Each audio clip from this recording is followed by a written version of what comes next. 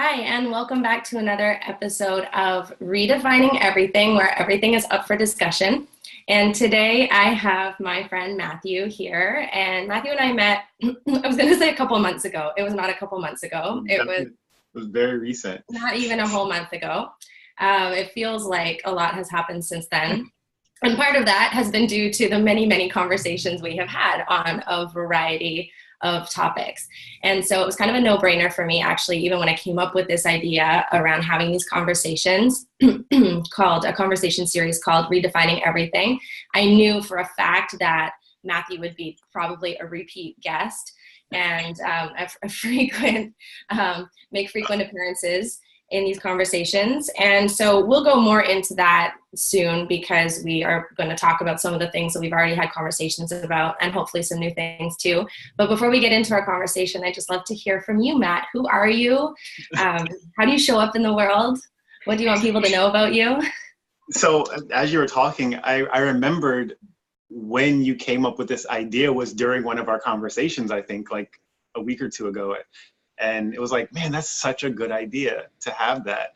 And it's just so great to see it come to fruition now and like it actually being live and, and you doing it. I'm really proud of you for that.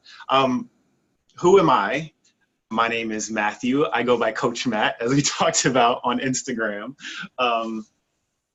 I have worked at NASA for the last 11 years in the science realm. And in the past 2 years or so, I've been transitioning, or I am in the process of transitioning from working there full time to running my own coaching business full time. So like Caitlin, I am a transformational coach.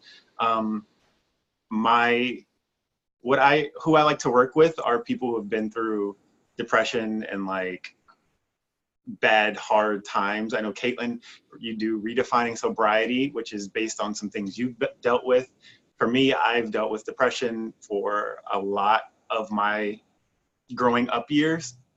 And I didn't know it was depression. I just thought that's who I was until I started learning more. I was like, oh, that's not normal. That's not okay.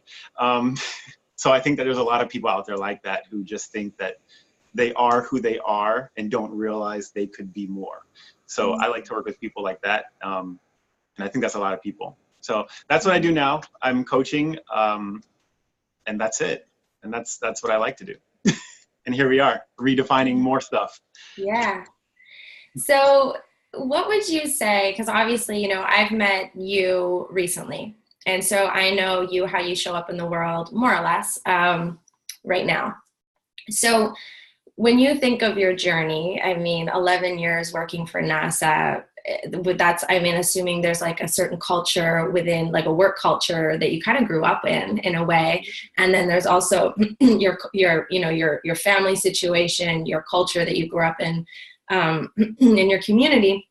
What would you say, like on this topic of redefining, what do you say has been the biggest kind of idea that you thought you knew, growing up, and that has completely shifted for you over the years of kind of getting more into this transformational work and personal development? Yeah, that's a good question. The thing I think has made the largest impact for me is recognizing the importance of your focus. A lot of time growing up, and throughout all those areas you just listed, like my community, my family, workplace, I was kind of taught that this is your role and you play your role. And we're taught that you can't really go past that a lot of times. And so we're kind of trained to focus on just being a good hamster in the wheel and not realizing that I could focus on something else. And with my focus, like I kind of picture it with our focus being like an arrowhead and we shoot it out of a bow. And wherever we shoot the arrowhead is where our momentum is going to go. So if we shift our focus, we shift where we shoot that arrow, that momentum will drag us along with it. But a lot of times people don't know that you can do that. And I think that's where I was for a long time. I was just an arrow on the shelf. I wasn't shot anywhere. So realizing that I could take control of how I showed up, like you just said, and take control of where I go with my life. I don't have to run this little race that, you know, my parents ran, or that the people at work have been running, or that everyone in my community just, you know, you're born into this community and you stay there and you do what your parents did, or you do what you know is normal. You don't have to do that. You can really set your own path. And I think that recognizing that I can take control of that has been the biggest impact for me, especially now as I'm starting my own business. And that's something that we talked about the other day is, you know, me actually, I know that intellectually, and I think a lot of us do. You've mentioned this before, and like we see the Instagram memes of, you know, how we, all these nice quotes, but until you get to a point where you actually relate to it and you feel it, and it says, okay, something inside me, there's the calling inside of me is calling out now. Like there's no denying it, that something's there scratching and clawing, trying to get out, and I can't keep pushing it down. Okay, so maybe I should start listening.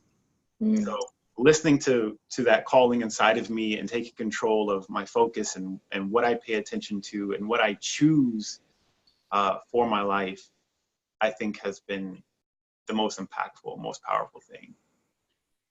And so how like how was that for you when the moment where you started realizing like, okay, this is the path, you know, that has already in a sense been paved for me. This is the expectation of how Matthew's going to grow up and be in the world. How was that when you started?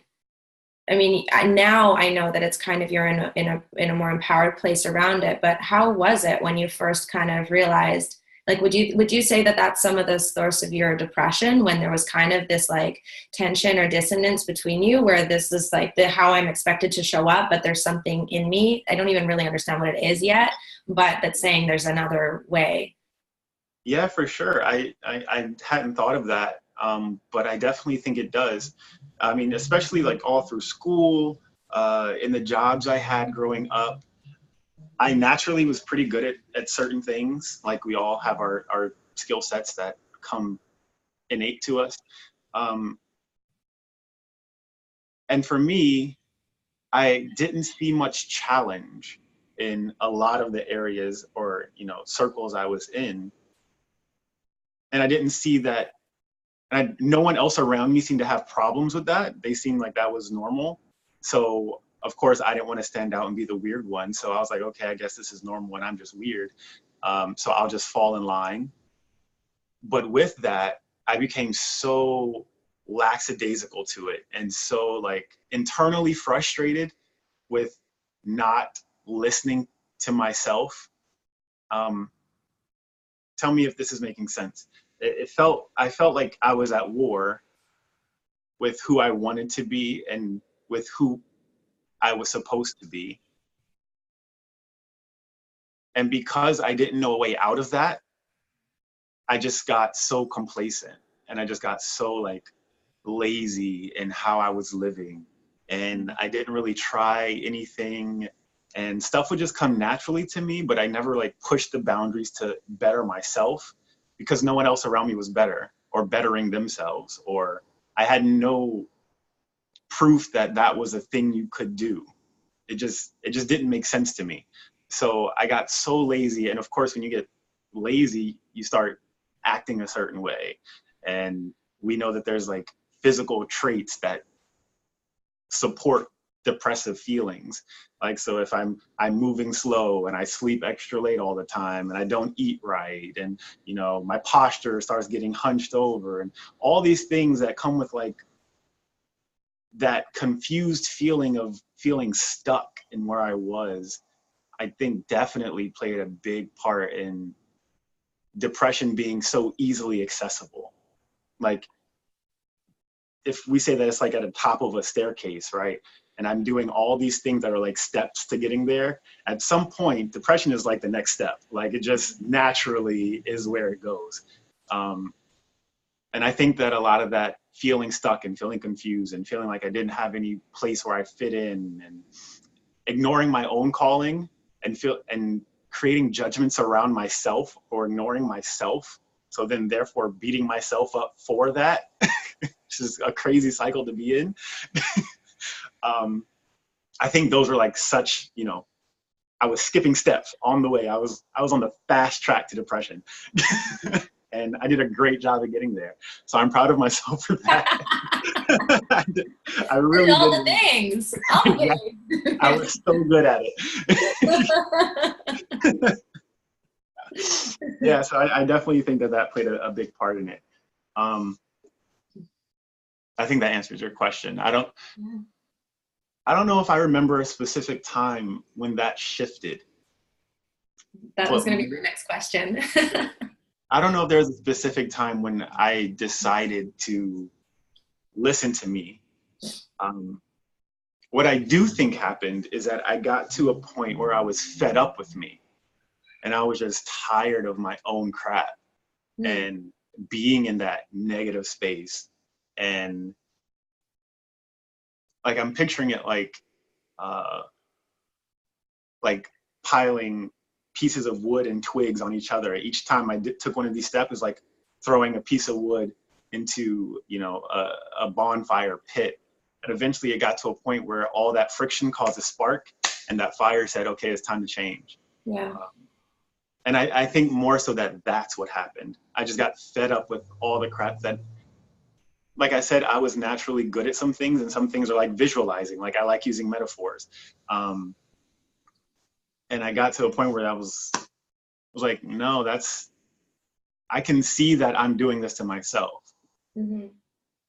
So stop it. and that's kind of where the shift started. I didn't know how to stop it yet, but the recognizing that I was accountable for that, and that it really wasn't anyone else's fault but my own, on how I was doing things and taking things and interpreting them, and how I was showing up in places in a way to self-fulfill the stories I had. So if I said that, like, no one wants to be my friend and no one talks to me, then I show up to an event and don't talk to anyone. It's like, see, no one talked to me. Like, so I was showing up in a way to fulfill my own prophecies. And I was like, no, that's got to stop. That's not good, man. Like, that's not good. Yeah, it's interesting because although our life experiences were different, I feel, and I often talk about that with what was sort of the final shift for me, was where I was just like, I kept disappointing myself. And there was a point where I couldn't do that anymore. And the pain of staying the same, and again, it's that quote, but then we lived it, right? Like the pain of staying the same became greater than the pain of change. And that was the thing. And I've come to realize that so much just through my own personal journey, and also seeing it in my clients, is that feeling of letting ourselves down and not showing up for ourselves, or not tuning in, not listening, disavowing, being out of alignment, is actually, I think, one of the most painful experiences we have as human beings. And we see it manifest in so many of these kind of what we think of as disorders or mental health issues, anxieties, depression, just low level stress all the time, people being really unhappy, because we in so many ways shut ourselves down or disconnect from our truth, or how we really want to be showing up in the world. And we often don't know that we're doing it. Yeah. And that plays such a huge impact on realistically on everything.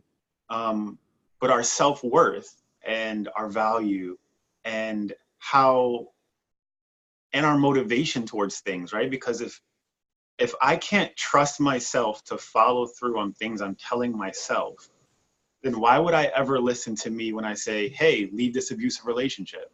Hey, go after your dreams. Hey, get up in the morning and work out. Anything that you want as a person, if you've set the track record for your brain that you don't listen to what you want, you will never be able to achieve anything. So it's really, you're really, what's the word, deteriorating your self-worth and your own value to yourself. And then, like you just said, to that mental health and all that other stuff, you get to the end of the road where you're like, man, I don't know who I am anymore, because you silenced yourself for so long that that voice just kind of gives up on trying, and you're just working off instincts now, and you're stuck in that hamster wheel, and you don't know that you can get off of it. And that's where so many people are, I think. Mm-hmm. What would you say would be, if somebody's listening to this and they're like, yep, I'm there, like on that hamster wheel, what would be one of the first steps to take in order to get off? I feel bad that I feel like I wasn't prepared for this call, because you have like your really nice glass, and I'm over here like this jug of water, looking like I'm about to go run a mile. And like, I was like, man, I should have put this in a glass as well. I love you for showing up exactly as you are right now, so don't even worry about it. It's my accountability. Like I want to make sure I drink enough water for the day, and that's the There only you way I've learned to go. do See, it. teachable moment. There are no missteps. Because it's like, if I do a cup, it's like I don't know how many cups I drink. Anyway, This is coaching happening right here. It's all yeah, good. Somebody's gonna be like, "Oh, good idea. Put the jug of water next to me. Thanks, Matthew." absolutely. You're welcome. So the first step to getting off the hamster wheel, is that what you said? Yeah. Um, is self-awareness, is really paying attention to how you are living currently. Right? There's this story of Sisyphus and the rock that I love in philosophy. And most people know the story. You don't know the name, but you know the story of the man who's like destined to roll this boulder up the hill for all of eternity, and then he gets to the top and it rolls down the other side. So in philosophy, they talk about that from an outsider's perspective. And you say, okay, well, I see Sisyphus doing this, and to me, it looks completely ridiculous. Like, this is a waste of your entire life. But the question is, okay, at what point does Sisyphus realize that he's wasting time, and like that he's in this repetitive, unfruitful behavior? And it says that, at some point he realizes, as he's pushing this boulder up the mountain, that, oh, wait, what am I doing here? Like, why am I doing this? But to get to that point, the first thing is he has to stop what he's doing. And then he has to become aware of what he's doing. And then he gets to the whys after that. So the first thing is, becoming aware and stopping, your continuous patterns, and starting to get aware, okay, what am I doing overall? How am I showing up? How are things affecting me? How am I allowing things to affect me? How do I respond to certain stimulus? Like, when I'm in these situations, do I always do things one way, or am I choosing to do things one way? If I get mad at a certain situation, after a few times, does it actually make me mad anymore, or am I just doing it because that's how I used to do it, and I'm just used to showing up that way? So I think self-awareness is so important, to just start paying attention to where you are in your life, and seeing if it feels right, if it feels like that's where you should be, and if it feels aligned to who you are. I mean, it might be, and if it is, that's freaking amazing, and you're light years ahead of most of us. But for the majority of us, I mean, myself included, I have daily work to do every day. When you wake up and it's like, okay, I could have showed up better yesterday doing this. Let me pay attention next time, and make sure I do that in a different way. So I think that, as well as your self-talk, is so super important. How we address ourselves, the questions we say to ourselves, the terminology we use. I was working with someone yesterday, and they said that they were so selfish, And I said, well, why'd you say that? Well, because, people say that I'm always worried about myself. And I was like, some people call that self-care. So why are you calling it selfish? Like, who is responsible for your feelings? Like, isn't that not your responsibility? Who should you be focusing on? So recognizing the terms that we use for ourselves and how that plays an impact on how we show up in those other arenas. So I think those would be like the first two things: are self-talk and really becoming aware of where you are. Because after that, once you know where you are, then, I mean, the story of Sisyphus, to go back to that, is that after he realizes what he's doing, and after he, pays attention and sees, okay, this is what I'm doing, then they say that you can start picturing Sisyphus with a smile on his face. Because now he makes his lot in life, he makes this thing that he's doing, he makes it his thing. And now he starts enjoying it because now he's focused on it. He says, okay, now he's looking for, different crevices in the rock, and he's seeing like maybe crystals on one side, and, he's looking for different ways to roll it down the hill so it's more smooth and easy and fun. And, so he makes it his thing after that. But it's only after he's self-aware and he pays attention that now he can start to enjoy his life, even if, it's something that someone else might think is ridiculous. And I think that's important for a lot of us, that, most times people say that our dreams are ridiculous. They say that what we want, is crazy. Like, why would you ever do that? The same way we would say to someone rolling a boulder up a hill. But if we can shift our focus to really enjoying the journey of it and not worrying about what other people think, and worrying about how we can enjoy our lives and what we've chosen our path to be, I think that takes you not only off the hamster wheel, but out of the cage. And I think that's amazing. Yeah.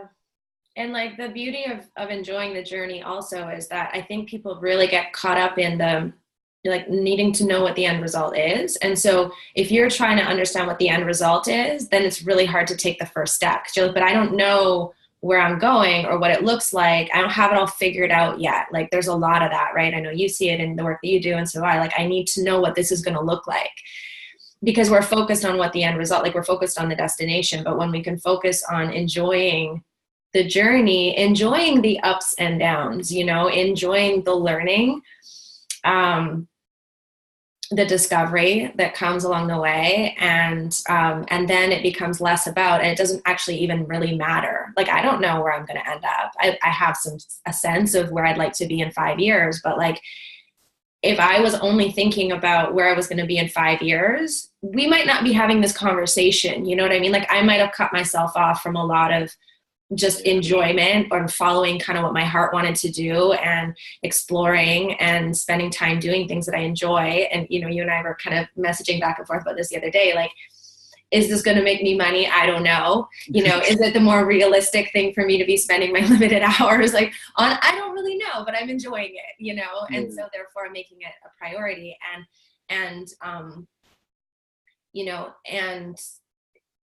with the faith also that like everything that I do that is showing up for myself and in kind of like in alignment with that inner voice that's telling me like, do this feels good, or this is interesting, that it will, even if I can't see how, it's all an important part of the journey that's taking me close to like a destination that is like truthful for me and where I need to be, as opposed to where I think I should be.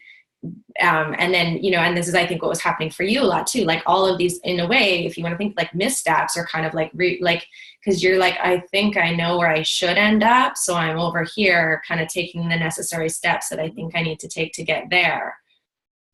And sometimes it's easier to focus on where we think we should be going, because that's the clarity, right? Like, or what we think is the clarity. And we don't like to be in uncertainty. So it's like, well, I don't know what this looks like, so I'm just going to keep taking those steps towards that thing, because at least I know what that looks like. Yep. That's what I posted about this morning. Absolutely. About stop trying to make temporary things permanent, but actually, following that journey. And it goes back to what we talked about in Irvine. If you remember the drawing that we had with, going after the goal and like the higher self and whatnot. Mm-hmm. I was thinking that maybe we should explain that. But But it's exactly what you just said, you know, that a lot of us, most people believe in some sense of divine timing and like, you know, our of, you know, interference to some extent of getting you to where you should be. And the thing is, a lot of times we only think that that's the case when it's positive. We only think that divine timing is real when it's something we wanted. That doesn't make any sense. That's completely unfair to the whole concept, right? So if divine timing is real, if I believe in that, then that means that, and I think about this often, right? With even the smallest of things, like when I'm driving, I think I told you this before. Like if I'm in a rush, I will undoubtedly get a lot of red lights. And I feel like people relate. Um, but if I believe in divine timing, it's okay. If I had made that light, what could have happened if I did? Like maybe I just avoided losing my life in an accident because of this red light. So we can't just say divine timing is when it's something that feels good, or we find a 20 on the floor or something, you know, that's nice. Divine timing also has to be in the other stuff too. And like you said, getting us to where we should be, which is not always where we think we should be or where we necessarily want to be, right? I know someone, a good friend of mine here, who started a domestic violence nonprofit organization reaching out to women in the area and helping them cope with those issues. Now, 10 years ago, she was in a domestic abuse relationship.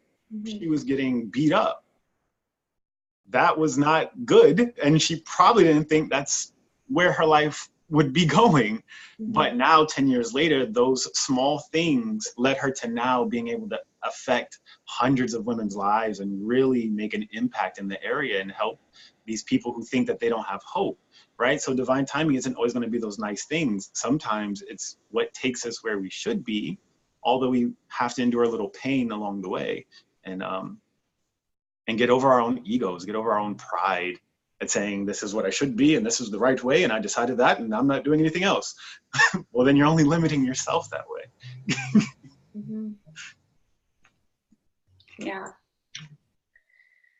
Yeah, it's hard. Like it's hard when you're in the moment sometimes, you know, because you said sometimes we have to go through a little pain, and what came into my head was like, or a lot, you know, sometimes. Yeah, or a lot. And this is, I think, also why I really believe that having these conversations are so important. And you and I have talked also about this sort of like idea around connection. And I think when we're in those times, those painful times, or those stuck, like when we're feeling really stuck, and I'm, you know, I have somebody in my life that I'm thinking about right now who is just like, just not, you know, he's just like not in a good place. And it's so hard to see the way out, you know, it's so, and it's just like you said, there's those things that keep happening. Like, let's, you know, all those red lights, but you're not really in a place where you can sit there and be like, wow, I'm so glad that there's a red light right now because I might have avoided an accident, you know? Like oh, again, like another. Like, yes. Get to listen to more of my podcast. Like, it's often when we're at that red light, like it's not like we're not feeling positive, you know? And this is why I really believe so much in the importance of connection and the importance of reaching out and the importance of like us doing our own work to show up in the way that we can, so that we can hopefully create these ripple effects or to keep connecting with the people. And like, this has been a struggle for me because even when I've gone through really, really hard times, I somehow, and I don't know where this comes from exactly, but like I like tend to be on the side of optimism. I don't, and this is like, this has worked to my detriment as well, that I don't like to feel in pain. So I will do all kinds of things to not feel in pain, and to distract myself from my pain. So I'm not saying it's necessarily a good thing, but sometimes it's hard for me to like relate to people who are like stuck there, because I'm just like, well, just do something to get out of it, or to shift, Yeah. like, Yeah. or get busy or whatever it is, all the things that I did, that were sort of my coping mechanisms. But I guess my point being is that sometimes it is really hard when you're still stuck in that place. And I think that it's all of our responsibility to be checking in with the people in our lives and like being those touch points for other people if they're at the red light and they can't see that this is part of the journey, and they can't see the blessings in disguise that you can't see when you're still sitting there. It's like when you get down the road and you realize what you avoided or what you ran into, and then you're like, oh, now I get it. But sometimes it takes a while to come to that place, right? And so Absolutely. I guess I just felt like I needed to like put a bit of a call to action around that. No, for sure. So you said that normally you, or you have in the past at least, and I'm assuming it's still the case, err on the side of optimism. So what would you say to someone who's the opposite, who wakes up on the side of pessimism or negativity, and they're just used to seeing things that way? How would you help them out of that? That's such a good question, because it's honestly something I struggle with, because it's really far from what my experience is. So sometimes, and I know that that's an area for me that sometimes it's hard for me to relate. Um, and and I've researched it. So I've been researching it, and actually, I think partly because it's been such an interesting question for me. And I know that whatever, again, like I said, whatever sort of made me the way I am isn't necessarily true for other people. So I've been wanting to create a resource that can help people get out of those really stuck places. And there's a lot of research now that shows how connecting daily to, there's a couple of things, gratitude, and that can be really hard.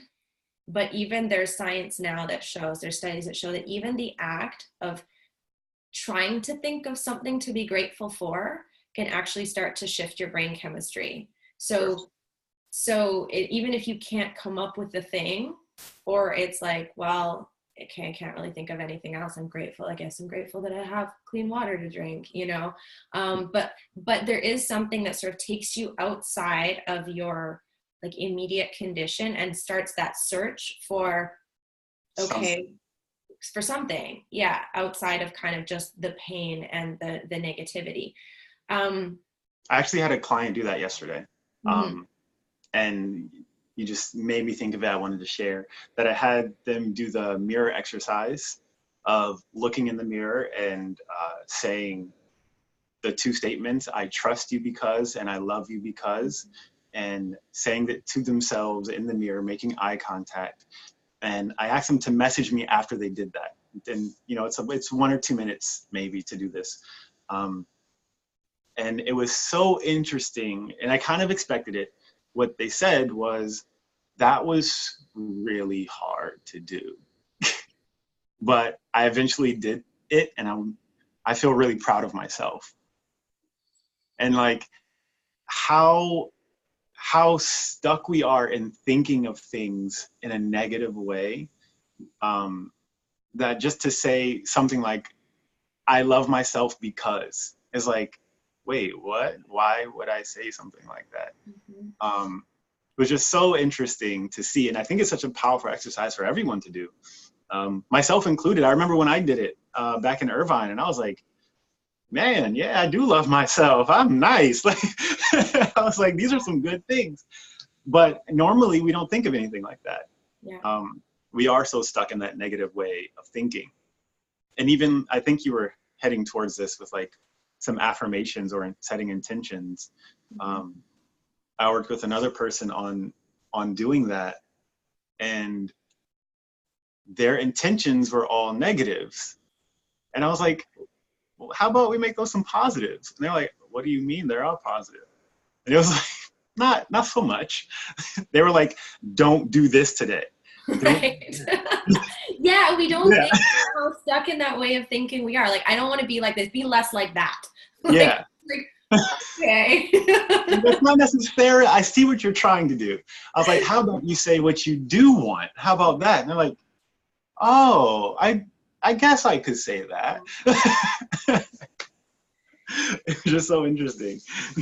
So the other thing that you mentioned with the person you spoke with yesterday, doing the mirror exercise, and then they said, "I'm really proud of myself." So that was actually another piece that I was going to add, is that when we can start to tell ourselves that we're proud of ourselves. And so part of this daily practice that I've been developing is called the daily 3. So it's 3 gratitudes, 3 brags or things that we're proud of about ourselves, and 3 desires.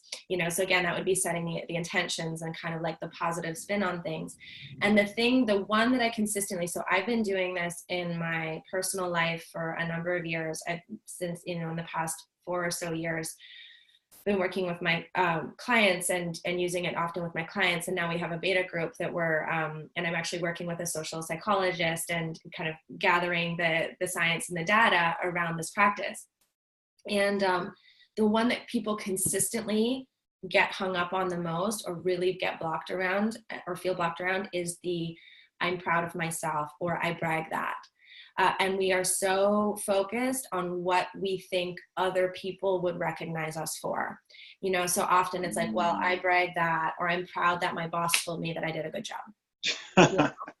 And I'm like, okay, but are you really like, is that really something that you are proud about? And if it is, great.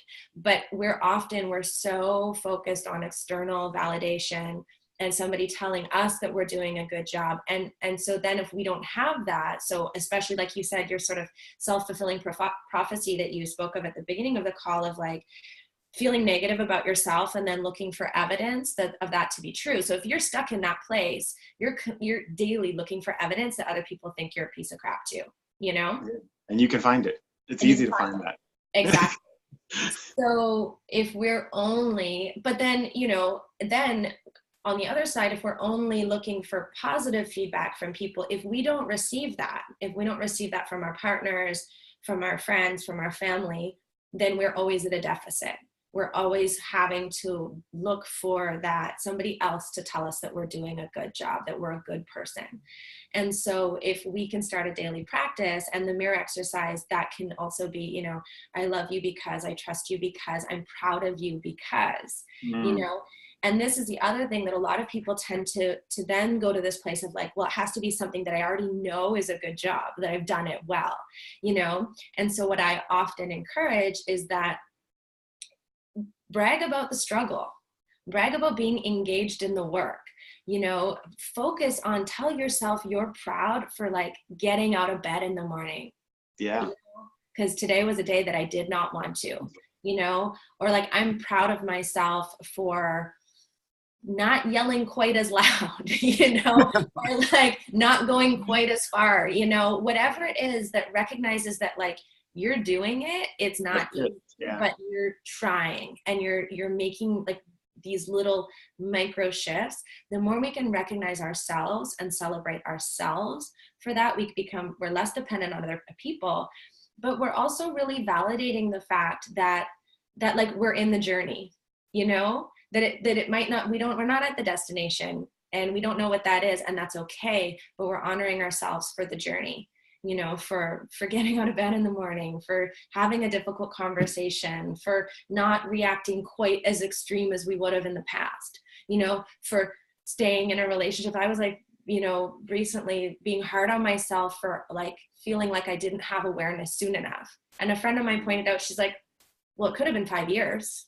You could have been stuck in this place for 5 years. And, and so, but again, it was like this, it was interesting sort of having that perspective, and then realizing too, there's so much, like we have so much to celebrate about ourselves just from being engaged in doing this work, which is not which is not easy work.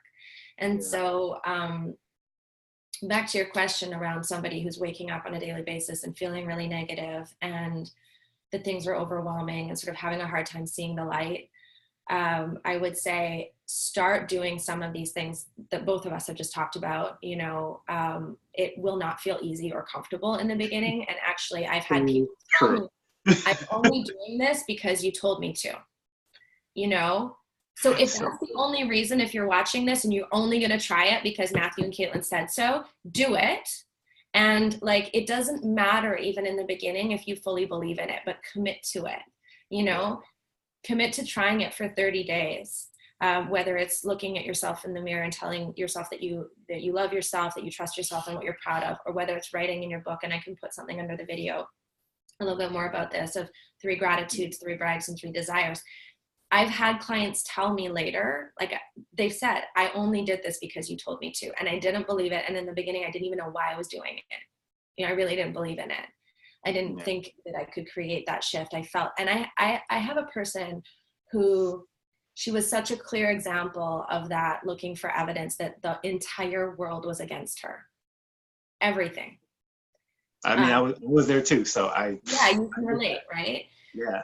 And then I interviewed her at the beginning of the year for the Redefining Sobriety Summit. And it brought tears to my eyes hearing her say, I'm grateful every day now. Every day I have something to be grateful for. Mm, Honestly, if you had told me 3 years ago that those words would have come out of this person's mouth, I would not have believed you. You know, I'm a really good coach, and I still would have been like, I don't know. They're like really stuck in this, and it was 50 plus years of that this way of showing mindset. up, Yeah. and then confirming and reconfirming the truth that what she believed, which is that life was always going to be harder for her. She'd been dealt a really crappy hand. She was the worst in her family. Everybody else had it easier than she did, and she just reinforced that over and over and over and over and over again. So to have 50 plus years of her life of confirming one belief for herself, and then for that to shift, and it wasn't all just because of this practice that I'm talking about. She was obviously really committed. She became uncomfortable staying the same, and she committed to making a change. But she talked about it, and she talked about that practice, and that she was one of the people that told me, I didn't believe it in the beginning. I only did it because you were telling me to. And so I always sort of feel like if she can do it, then just use her as if you're listening to this, use her as a motivator for just Yeah. sticking with something, even if you don't see the change right away, or you don't really understand why you're doing it. And the final piece, this is another thing I've been researching recently. So I had another friend ask me, and she sort of said, you've gone through really hard times in your life, and you haven't really let that completely take you out, sort of thing. And she said, and this started happening from the time you were a teenager. So how did you, what is it? She's like, I don't, and she's in a place where she's having a hard time. And she's like, I don't really understand what I could be doing differently. And I want to know, I want to hear from you. And so I really thought about it a lot. And one of the things that I realized, and there's research to back this up as well, is that when we are committed to something that is, so we've just talked about all this sort of inner work piece, which obviously I 100% believe in, and that coupled with somehow being of service to others. Because even in my sort of hardest, darkest days, I was always usually somehow, and I would actually say the times that I wasn't, the times that I wasn't involved in some sort of work that was, and whether this is volunteer work, or service work, or paid work, that was somehow connected to social change or bettering people's lives, that always, it always helped me have a reason to get out of bed too. Because it's well, if I'm not doing it for myself, Yeah. I can do it for other people. And also perspective. It often, does put your own stuff into a better perspective when you're doing work. And it just, for other people who might have a situation that's even harder than you. And that's not to say that your feelings aren't valid, but there is something to be said for being engaged in something that is bigger than yourself. And also, feeling like you can be a part of kind of like the solution on a bigger scale. So even if I don't know what my purpose is right now and I'm feeling lost and confused, I know that I can show up and do something to help the world be a better place, or this community of people feel better, and so that would be my other, and people have, there's studies around it now, and people have credited getting through really hard times because they've shown up and they've volunteered at their church's, meal program, or they do outreach, or they do something at Christmas and like give whatever, collect blankets and give them out to people who are homeless or living on the streets, whatever it is, doing something to just kind of get out of your own, like we get so stuck in ourselves sometimes. Yeah. And that can actually help pull us out of, out of it. That exact reason is why I love flying. Like literally, like in terms of travel, like the first and last like 10 to 15 minutes of a flight before you're in the sky and like in the clouds, but where you're like right below that, and you can still see the houses and the cars and like life, and you see how much there is, and you think, okay, I see all of this. There's one person down there somewhere who's mad that someone didn't text them back. And it's like, but there's so much more. And like, it really, that perspective of seeing like how small, not only we are, but how small that thing that's really ruining our day is, that's like so insignificant on the grander scale. I absolutely love that. And that's one thing I think about often when I have something that, is bothering me, is I try to put myself on the plane and look out the window.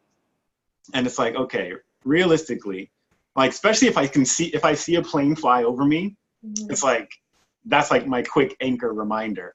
Like, okay, it's not that big of a deal. Like, let it go. It's not that serious. But really quick, back to what we were talking about with those in the mirror exercises, are the 3 things. Something I just wanted to reiterate for whoever might be watching or listening is that's 1 to 2 minutes out of your day of investment. You spend so much time in your day beating yourself up. Like, this is 1 to 2 minutes. You can find it. Just do it. Like, don't make it rules driven because Matthew and Kaylin said so. But like, just do it. It's worth it. And you can beat yourself up the rest of the day and talk all the crap you want, but start the day with that, with 2 minutes of positivity for yourself. And man, like the woman you said, commit to 30 days of that and see where it takes you. I have a client who is now, and yes, start small for sure, but I was just speaking with her yesterday.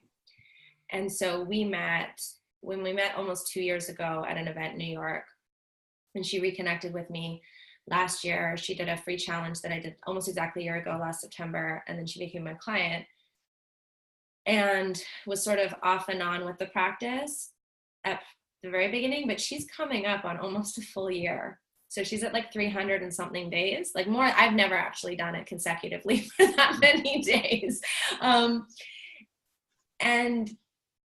And again, this is happening in parallel, but this is the thing. You start with like 1 or 2 little things, and the other things will start to happen, and you'll start to seek and be looking for different kinds of evidence. So new awareness will come to you. So again, I don't want to say like, I love this practice, but I also don't want to say that it's the be all end all because she's involved in her work. That being said, I was talking with her yesterday, and she was like, I don't recognize the person that first contacted you a year ago. she's like, I just like, if you, and again, it says the sort of thing, like if you had told me that I would be sitting here feeling so differently about how I relate to the world, how I relate to my wife, how I relate to my job, how I relate, you know, she was just like, I don't recognize myself sometimes. And she is, and she's definitely a case study for this journal and book that I'm putting together, because she really, I don't know anybody, like I said, I know people that have really prioritized it, but she's been doing it for so many days consecutively. But it doesn't need to take a long time. Like that's the thing. It can, the mirror exercise, like you said, 2 minutes, the journaling exercise, 5 to 10 minutes. You know, it's really not a lot of time. And sometimes for me, it's like the thing that I just know that if I only have 15 minutes to myself in the morning, that's the thing that I often try to make sure that I do. And I notice a big difference if I forget for a while. And it's actually really interesting because when we were at Irvine and then when I got back, I just hadn't done it for a while. And I started to feel like it's such an anchor for me, Yeah. to be checking in with myself. And it's almost like I felt a little untethered, you know, and it really helped me. And things, as you know, I had some pretty kind of crazy stuff going on, and it really helped me, again, show up with gratitude, recognize myself for like doing the best that I could do in some challenging situations. And also there's something so beautiful too about like permission to dream, permission to have desires. And again, separating from the how and just being like, I don't know how or if this is even realistic, but I'm going to write it down because I deserve to. I deserve to have dreams. I deserve to have desires. I deserve to want better things for myself. You were at a place in your life where you were almost trying to convince yourself of the opposite, right? Like, who are you to want something different for your life? But your friends are fine with this, your community, like, who am I to want to be different? Who am I to want something, to walk a different path? Or, so, even if you're not sure how you're going to get from where you are, or it seems inconceivable that your desires might ever come true, it doesn't matter. You deserve to have those dreams. You deserve to have that, that desire, whatever it is, so write it down. Yeah, absolutely.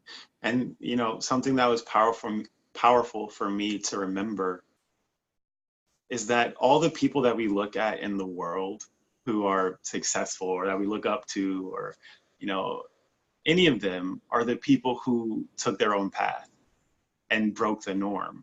Mm-hmm. Yet we think that we can follow their path and do what they did. Well, that's the complete opposite of how they got to where they are. So you're going to have to step out of your hamster wheel at some point in order to get to where you want to go. Otherwise, you're just going to keep running in that circle. So that was something I had to like become aware of, like actively, like these people didn't get to where they are by doing what everyone else is doing. Like, they faced the adversity and they faced the trials and they faced the doubts, and they just pushed forward, and they chose to push forward. That's the thing. Like, it wasn't the easy choice. They chose the harder route, and that's what got them to where they wanted to be. And that was something for me, was like, okay, you can't want that and not do that. Like, you can't want that and try to be like them, because that would be the opposite of what they did. Mm-hmm.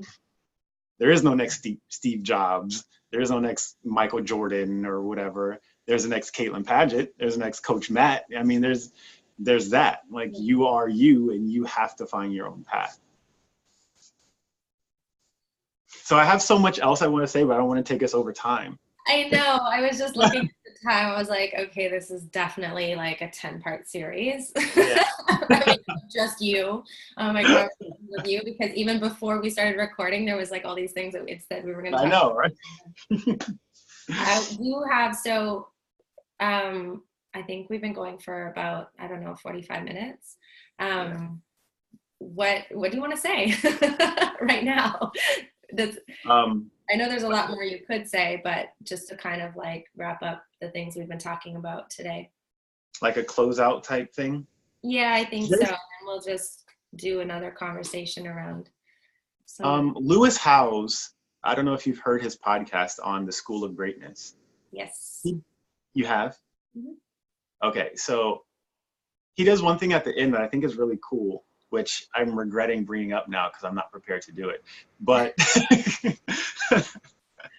like they talk about if it was the end of the world and everything about you was gone except for if you could write down 3 statements to pass on that would carry on your legacy, everything else about you is gone. What would those 3 statements be? And I'll let you go first. Oh my goodness. Ladies first. Okay. Well, the first thing that came to mind, because as you know, this has really been on my mind a lot recently. So that, like, what if this is our last day? Like, I think that is such an interesting, Yeah. an important question. So one thing that I love, and I've heard this in a variety of different ways, but is to always be able to ask ourselves on a daily basis, what would love do? That was my first one. That was so my first one. Because I was just reading about it again this morning. Like, again, it was like I've seen people post about it in different ways, and I've been thinking about it in different ways. But really, like, we get so stuck in the fear. We get stuck in our resentments. We get stuck on being right. You know, and so when we can, you know, and so something that my grandmother used to talk about, and again, she's probably not the only person, but she used to always say, and she was married for a really long time, and then she outlived her husband, my grandpa. But like, she used to say, you know, don't ever go to bed angry. You know, it's just not worth it because there are no guarantees. And so however that translates into whatever, you know, relationships in your life, like, don't go to bed angry. Don't go to bed with resentments. Don't go to bed leaving things unsaid. Say what you need to say. Like, and so I guess maybe that was like a 2-part one, is sort of, you know, what would love do? Showing up with love, always asking ourselves that question, because we are, without even realizing it, often it's like, what would fear do? What would insecurity do? What would, you know, what would like not wanting to risk do?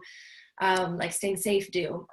What would comfort do? So what would love do? The other one would be just to not, yeah, to not leave anything unsaid, you know, don't, and or not done, you know, like, don't wait until tomorrow. And part of why this has been so real for me recently, and you and I've talked about this, is that my father was just in a really serious car accident that took the life of the love of his life, and so everything in an instant, their entire lives, that the rest of their lives that they had planned on living out together, change. And so this has become so real for me, and something that I'm really committed to not forgetting, you know. And I don't know what the third is. I feel like those were enough for right Those now. were good, all encompassing. Yeah. Yeah, those are definitely good. It tied into the first thing I was thinking, was to let love be the lens that you use to view the world. Um, there's a quote, I don't know who said it, but it's always stuck with me, that to the man who thinks the world is a comedy, but to the man who feels the world is a tragedy.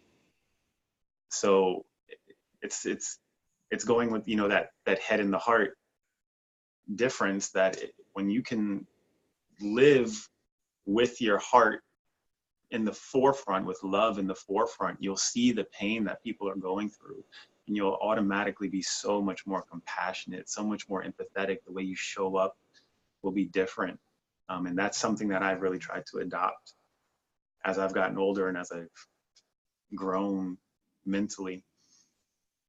Um, And I would second, also say, like, again, challenging you a little bit on that. I don't think it's so much growing mentally. Like, I mean, yes, maybe, but you've also talked about kind of the difference between an intellectual awareness of these things and then actually like spiritually feeling them and yeah, feeling them in your emotional body. And I actually would say that that's more how you've grown. You've always been good up here. yeah, get the body for it. Yeah. Yeah, we got it. That's a whole nother episode to explain that. um, man, what's another one? What would I want to be remembered for?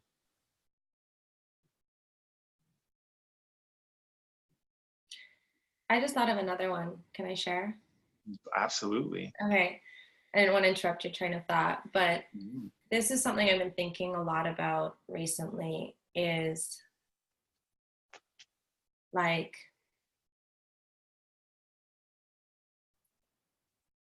I wish that somebody had told me more clearly and more insistently how worthy I am, like how special I am, and how, like, however, how I was made was perfect, and that, like, that I feel like if I had known that about myself um, from a younger age, that the things that then happened to me, maybe even entire situations, I wouldn't have been in them because I would have been treating myself differently, or I would have had a different relationship to like what I expected from other people. Like, in a way, for lack of a better word, like my standards would have been a lot higher. Um, and like I was reading something that I posted in one of the groups that we're in, that a friend of mine wrote his fiance about treating her not only as a goddess, but as a child of God. I feel really like emotional talking about that because like I just felt, because I'm like, and that's something that I just really like, I wish there was a way that like we could all help each other see that, like be the mirrors for each other to see that in ourselves, and really believe it. Because when we don't believe that, then we accept a whole lot of crap in our life, when we don't believe that we're worthy, when we don't believe that we're God, when we don't believe that we're like, that we're perfect, that we were made for a purpose, for a reason, that we deserve to be treated a certain way, then, you know, I mean, like, just, I think that sort of negative ramifications of that are really extensive. And so if we can all try to help be those reminders and those mirrors for each other to like reflect back how worthy and how deserving and how sacred we all are, then that would reverse and kind of create, I think, a much more positive ripple effect, not only in how we treat each other, but how we treat ourselves and what we're willing to accept in our lives. Yeah, I love that. I had like one or two things pop up as you were talking, but then I was listening to you and let them go. I was worried what's going to happen. That's the problem of actually listening to people. Like we're like trained.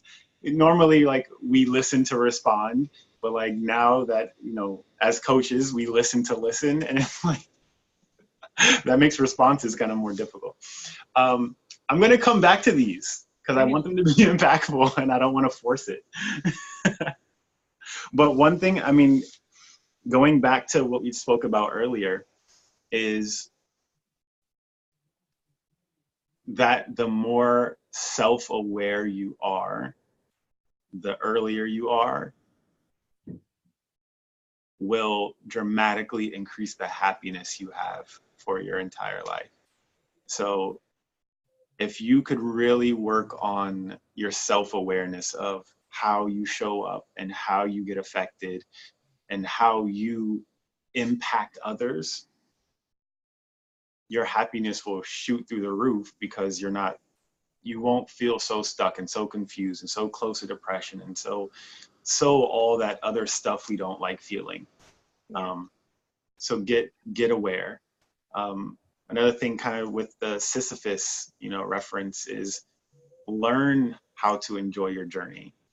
And that's different for everyone. A lot of times we see the quote, enjoy the journey, but we forget that that's a learning process, that, you don't just automatically like the pain. Like you talked about someone at the red light who's not always in that mindset of thanks for the red light, but you have to learn to get to that process and not create the judgments around it. Like the 4 stages of learning, right? Is, the second one is I know what I should do, but I don't know how to do it yet. And that creates frustration. So if you can get rid of those judgments around not being where you think you should be already, and enjoy where you are currently, knowing that you're on the path to get where you should be, and really enjoying that learning process, not just the process, but the learning process as well. I think that will also increase happiness overall. Because those judgments around not being perfect and, not being where we should be. I had a good friend who, once they hit 30 was like, I should have been married with my kids by now. Mm-hmm. And they set up this entire thing in their mind, and society plays into it in a big way of, where you should be in life. And, we adopt that. And that's so depressing when you're not there. Yeah. If you don't hit these caps that society has told you are true. I have this one post, or this one picture that I have saved. It's of a supermodel, and she's holding up a magazine where she's featured in it. And the caption on it says, even the supermodel doesn't look like the supermodels. So it shows her like at home, and like she's in her like t-shirt, no makeup, and her hair's out, and it shows her in the magazine like, completely made up, and she's like, I don't even look like this, and it's me. Like, it's like really breaking down those societal standards of what you should be and where you should be and how fast you should do it, and really like living your journey, living your truth. I think that's super impactful. Yeah, some of the most helpful things not the most, there's a lot of helpful things for me, but that also makes me think of some of the posts I've seen recently around like, Louise Hay, for example, of Hay House Publishing, like, how old she was when she authored her first book, or like, people who, and I know that I grew up very competitive and ambitious and, thought I needed to achieve a lot at a really young age.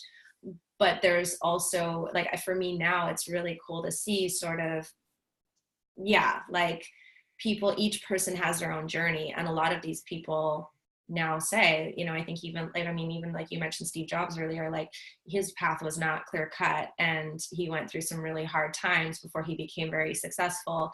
And sort of, not letting, just because you think you're not where you're supposed to be at the age you're at, like letting that be a reason to give up on whatever it is. Because the only way you will never, ever, ever get to where you want to be, and you and I talked about this the other day, is by not trying, by not doing anything, by not taking that risk, by saying like, well, it didn't work, or I'm not there yet, so what's the point? Yeah, and I posted about that last week, I think, saying that, sometimes it takes 10 years to get that 1 year that will change your life. Yeah. But if, you're in year 2 and you're frustrated and give up, you'll never get to that point. Yeah. So it's really that perseverance is such a huge factor in it. Yeah. All right, we need to wrap up for now. Absolutely. Yeah, there's so many more conversations to be had, and I'm so grateful for your time today and for this conversation. And if you're watching this and you want to know how to get in touch with Coach Matt, we'll put all of his details in the description for this video or the audio recording. Coach Matt on Growth Series. What is it? What's your handle? Growth Series at Instagram right now, and Growth Series at Yahoo is the email. Okay, perfect. And the website will be? Hopefully Growth Series, as long as the domain's not taken. Get that. I know. On it. That's what you're going to do right after this call. And then we're going to post the link to the website in the underneath the video. Yep. Sounds good. Right. Bye. Yeah.